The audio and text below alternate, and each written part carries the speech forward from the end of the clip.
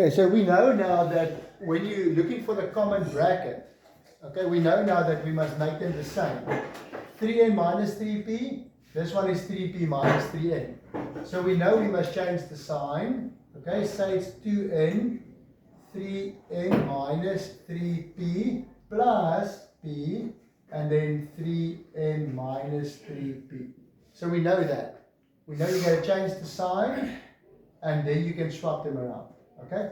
But now, after you got the common factor, 3n minus 3p, and you put it in the front, 3n minus 3p, and then 2n plus p.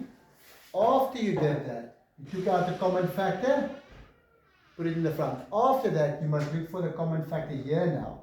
That doesn't happen always, but if it happens that these two terms has the same factor, 3 and 3, you can take it out. And you can say the final answer is 3n minus p, and then 2n plus p, because the 3 goes out, and then I got 3 times n, 3 times negative p. So you factorize it again. We call it you factorize fully. You factorize until there's nothing left to factorize.